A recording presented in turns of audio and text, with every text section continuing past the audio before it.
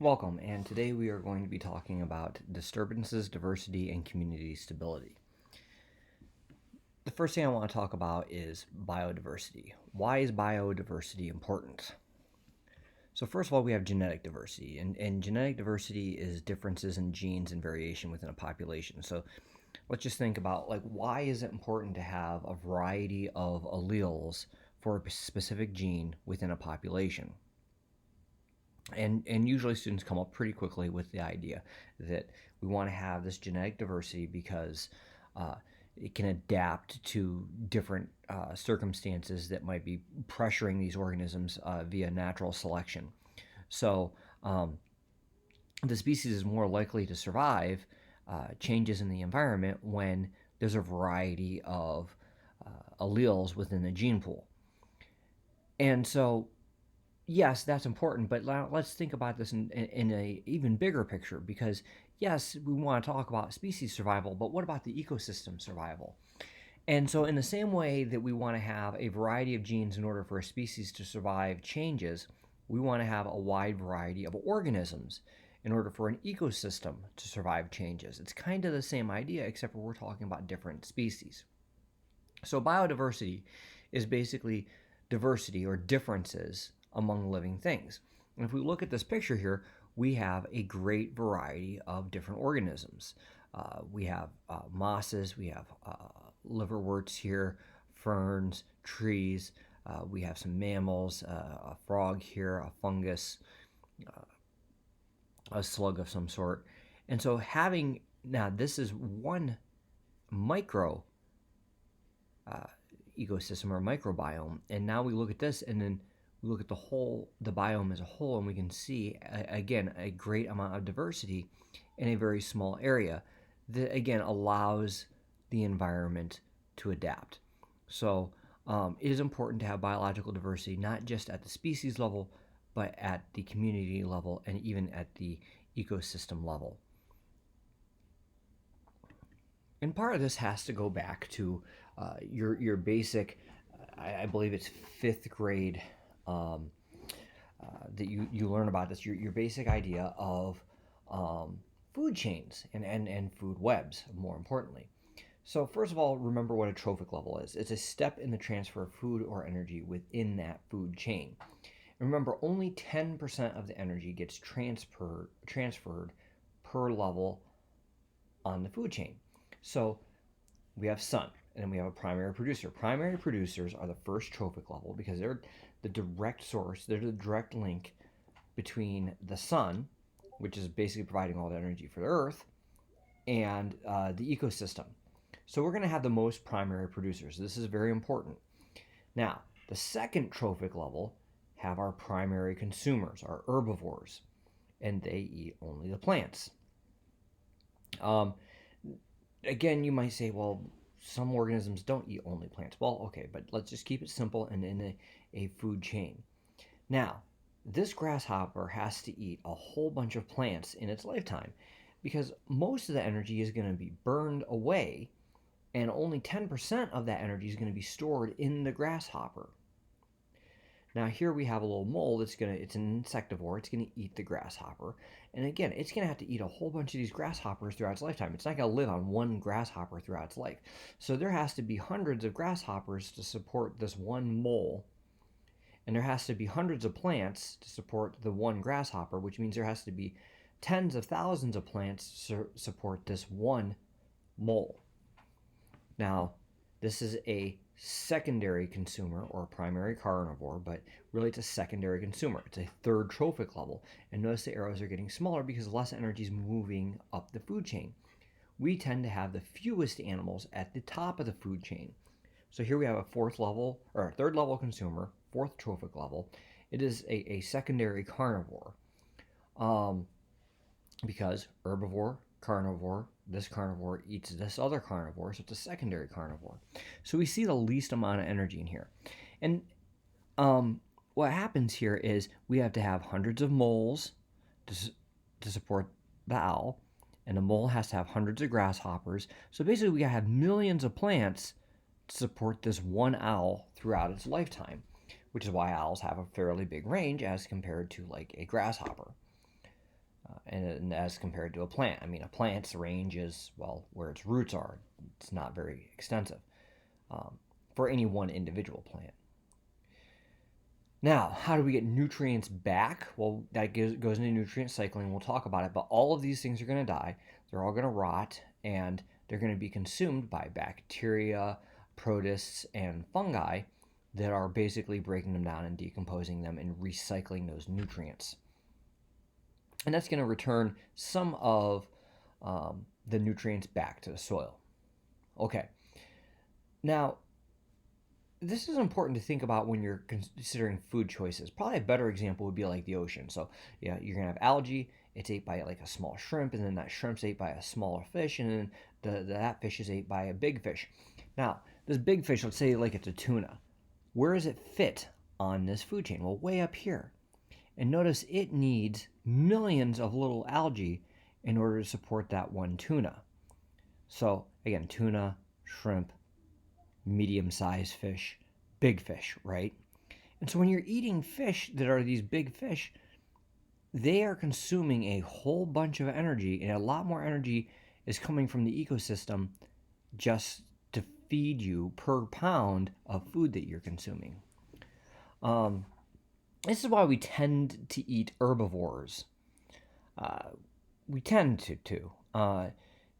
Like when you look at animals that we eat on the farm, they tend to be things that are eating the plants. Because think about it, if you had to feed a carnivore, you would be having to put a lot more grain into like growing a cow in order to feed it to a tiger in order to eat the tiger. We don't eat tigers, right? Think of the number of carnivores that we actually eat other than what we take from the ocean. Really not that much. Bear, alligator, those are relatively uncommon things that I've heard of people eating, but again, relatively uncommon. And so this brings this whole idea of trophic cascades. And basically we can have a disturbance in an ecosystem, and we can have a disturbance. I skipped over a couple slides here. Let me back up. Here's the food webs, and I skipped over this, so I want to click on this. And so in a food web, notice that food chains, we go producer, consumer, secondary consumer, tertiary consumer. And when we look at food webs, we basically are combining all these different food chains. We can see all kinds of different food chains here. Especially over here, it gets really jumbled. And this is what a food web is. So this guy's a primary consumer, and this thing's a secondary consumer, but he's also a tertiary consumer, because we could go this way. We could go, all right, so here's one. So first consumer, second consumer, third consumer, and it actually works both ways there. All right, the snake, sometimes it gets food from the 1, 2, 3, fourth trophic level, so it's a third level consumer, and sometimes it goes 1, 2, 3, 4, 5, so it's a fourth level consumer, and fifth trophic level. So food webs kind of have all the interactions. And just start thinking about what happens if we remove one of these animals. So if we remove this bird here, what's going to happen? Well, that's less food for the owls, the foxes, and the snakes. So that means particularly the snake's going to start eating some of these other things more. The owl's going to start eating some of these other things. All right. So there's less of them. That means that there's now more insects. All right. More insects means less grass. Less grass, then we go around here. Now it's going to start impacting some of these other animals. So you can see how you just pull on one thread of this food web, and it can have a cascade effect. And so that's why I started to talk about here with these trophic cascades. With trophic cascades, basically you're pulling on one of those threads, and when we look at it in terms of a food chain, it's a little bit easier to understand. So that's why food chains are still important, even though they're not accurate really to ecosystems, because they typically deal with food webs. There are some true food chains in ecosystems where an animal, it does pretty much so exclusively eat only one thing. But they're pretty rare. Usually it's more often a food web. But if you have some type of disturbance to the food chain or food web where you pull on one of those animals by increasing or decreasing its population, it can have vast effects. There are two major types of trophic cascades, top down. So we're going to look at the top of the food chain or food web, and we're going to increase or decrease one of those animals. And when we do that, we need to think about, like, well, what happens to all the different animals at the different levels? And then we can also have bottom-up effects. I'm going to talk extensively about a top-down effect in the next few slides. Let me talk real briefly about a bottom-up effect. So, and I believe it was the 60s, in Central America, we started to have some problems with malaria, and malaria is carried by the Anopheles mosquito. And so a simple solution was to spray with DDT, which is outlawed currently. You're not allowed to use DDT. But they sprayed DDT to reduce the insect population, to reduce specifically mosquitoes, but it pretty much so just kills insects. So they started spraying the tropics with DDT. And in doing so, the insect populations went down.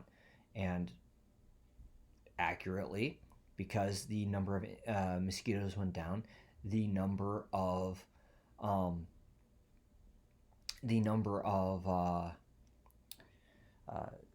malaria cases plummeted. Now, as a result of this, the amount of incidences of bubonic plague increased.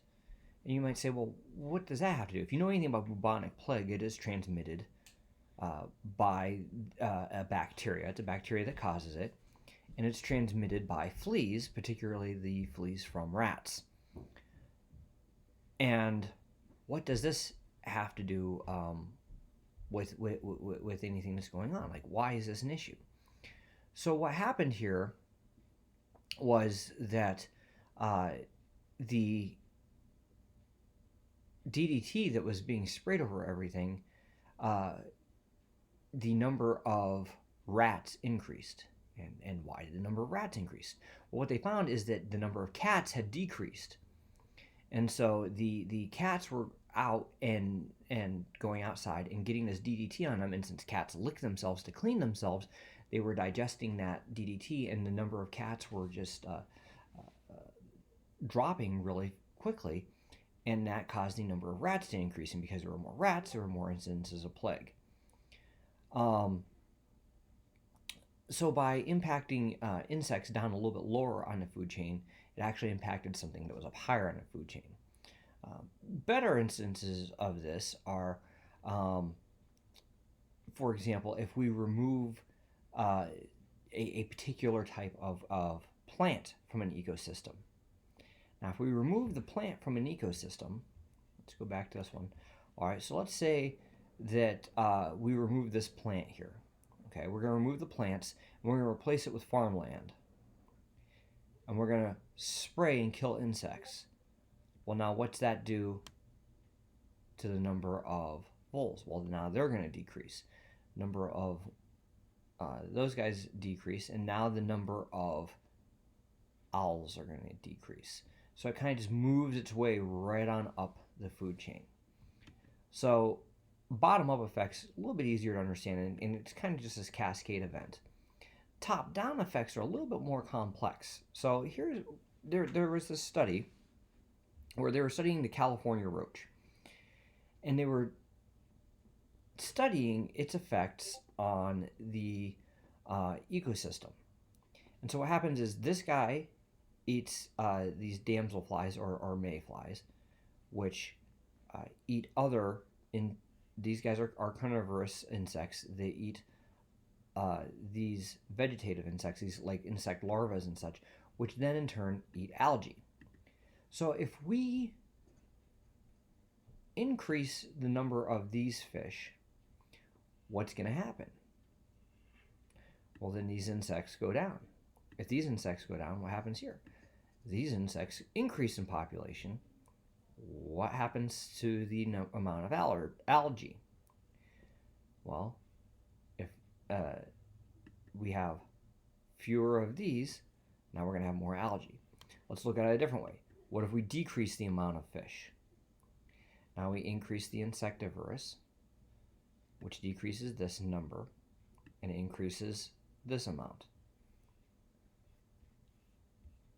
increase the fish, decrease these guys, increase these ones, decrease these ones. So it's kind of like this every other trophic level has an impact.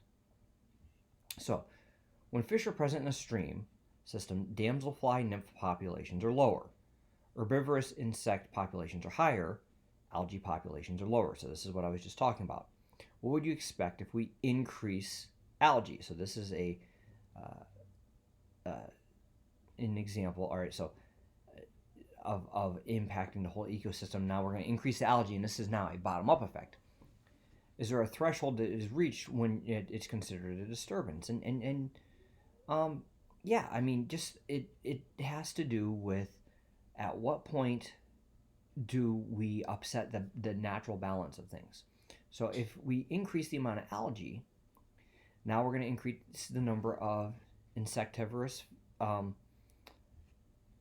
of these ones, and then we increase the number of damselflies, which then increase the number of fish. So what they did was they did this experiment where they removed the fish from an enclosure, like that enclosure. They kept the fish out. And they had another one where they just had the fish roaming naturally. And when you had no fish, you had more damselflies, less insectivorous, less herbivorous insects, and therefore more algae. And when the fish were present, you had less damselfly, therefore more of these herbivorous insects, and then you had less algae. Now, when we had a whole bunch of algae, think of a river just being covered in algae. That's not a good situation. It's actually something that happens with the Great Lakes quite frequently, where we just have way too much algae. Having too much of any one organism can be a really negative side effect. We have a lot of problems with severe algal blooms in the Great Lakes over the summer because of the amount of fertilizer that gets dumped into the lake every year just from runoff. So communities are really dynamic. You can disturb one thing and think that it's just a small thing, but it's kind of like that whole butterfly effect where it can make a big difference once you start looking at different levels of the food web. So a disturbance is a short-lived event that causes a measurable change. Really, that's what you have to notice, is if it's a measurable change in the properties of an ecological community. So, natural disturbances. Here we have two dams. Is there a difference between the two? Well, here we have this beaver dam, and in this beaver dam, you can see that basically we're having new organisms, new life, basically filling in the area because you're making a naturally occurring lake as a result of this beaver. Now, if the beaver was being introduced, it wasn't native to the area, that might be a problem because are there going to be native species to actually fill in this ecosystem that wasn't naturally there? No, but in this case, this is kind of a naturally occurring thing. Beavers live in the United States, and they create dams, and they create these basically these naturally made like ponds in parts of rivers or even like a swamp. Now, here we have a man-made dam. I believe it's the Hoover Dam. And the big difference here is it's basically completely stopping the water. All right. So when you completely stop the water, when you completely stop it, what happens is there's no oxygen flowing downriver. The amount of sediments dropped. You have a really big lake. You see, water can still flow through here. Water is completely shut off here.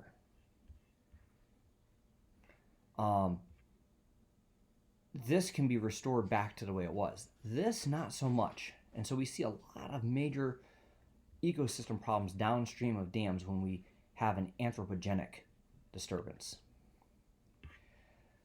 So here are some natural disturbances. The deers come in and eat the vegetation. Salmon eating fish, disturbing the salmon flow. These are biotic things, living things causing those disturbances.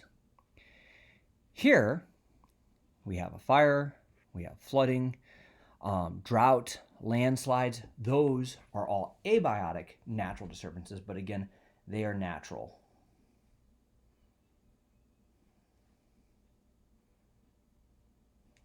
Okay. Anthropogenic. So here we have clear cutting. Sometimes you can have like strip mining, agricultural clearing where they make a field. Here's agricultural clearing, carbon emissions, clear cutting, nutrient loading. This is kind of like what happens to the Great Lakes, not quite to that level. Now, there's this theory that disturbances are a good thing because when you do have some disturbances, like for example, when a fire occurs, there's regrowth in that area, and some younger plants and newer plants have a chance. There's actually a lot of debate about preventing forest fires to some level. I mean, yes, we don't want people's houses to burn down. We don't want giant forest fires. But there's some thought that by not letting some burning occur out west, that you're actually letting the detritus, that's like the leaf litter, build up so much that when a fire does occur, it's much bigger, and it just kind of interferes with some of the natural occurrences. So there's some ideas that you should possibly burn a little bit in a controlled way so that you don't have like these giant fires that cause more problems and actually damage more species than what they help. So disturbances can maintain some diversity by basically preventing a competitively dominant species. You keep one species from being too dominant. And in rarely disturbed ecosystems, disruption is so infrequent that you do have a competitive dominance where you have one thing that's just way more dominant than anything else. In frequently disturbed ecosystems, species get excluded, and intermediate levels, you have basically a good biodiversity. So the idea is if you don't ever disturb anything, the organisms adapt and one of them just takes over control. And if it's always being disturbed, there's one that, again, just might take over control because it's like this one disruption comes along, throws everything off, and that one organism can take advantage of it. But if it's just like every once in a while it's disturbed just enough to kind of throw everything off, then you tend to have a couple of different organisms battling it out, and then you end up with more genetic diversity. For example, look at this. Which of the two ecosystems looks like it has more biodiversity and is a healthier ecosystem? Like this one over here doesn't even look like anything but rocks, right? This one over here, you have a variety of organisms, right? So this variety of organisms, why is that? Well, it's basically there's a sea star, and it keeps this mussel population down. If you remove this predator from the ecosystem, these mussels take over because they do such a good job at growing that they take over everything and just cover the rocks. Well, that leaves no room for any of these other organisms that we're seeing in this coral. And so you can see this sea star is what we call a keystone predator. It has a giant impact on the ecosystem, and it's if you pull this guy out, you throw off everything else in that whole ecosystem and the whole food web. And so what is the difference between primary versus secondary succession? Succession is the natural events that occur for an ecosystem to develop. And so primary succession is we're going to create a new ecosystem. And sometimes that happens like there's a volcano and new land is created. Or, for example, there might have been a glacier here, and for hundreds and hundreds, if not thousands of years, there's been nothing living here, and this glacier recedes, and now you've got this barren rock with no soil, and now we can start building an ecosystem. So how do you build an ecosystem? See, here is a glacier that's just left.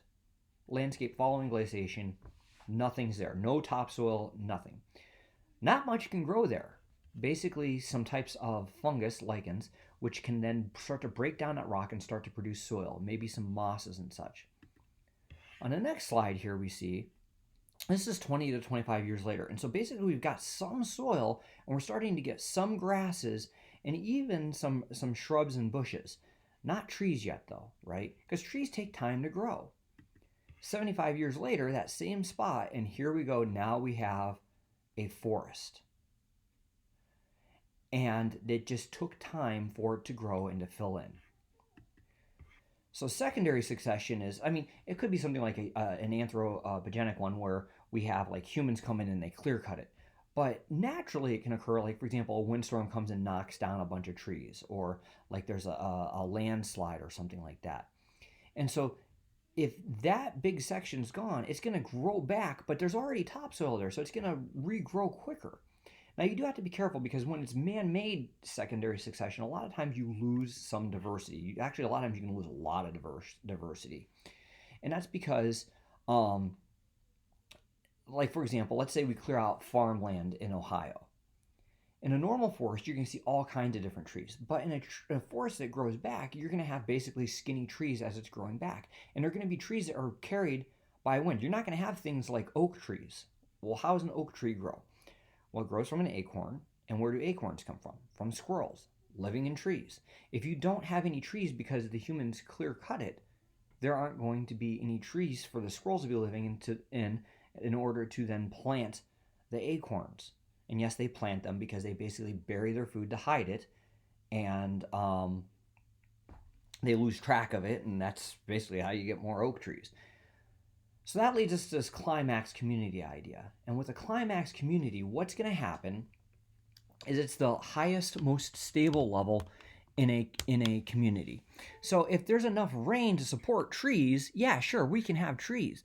But if there's not enough rain, or let's say there's grazers here that won't let the trees get much of a start, then yeah, you end up with grasslands. And that's the most stable community that we can have. Like, trees take a lot more rain than plains. If you don't get hardly any rain at all, well, then basically you're stuck with your primary succession, which is essentially a desert.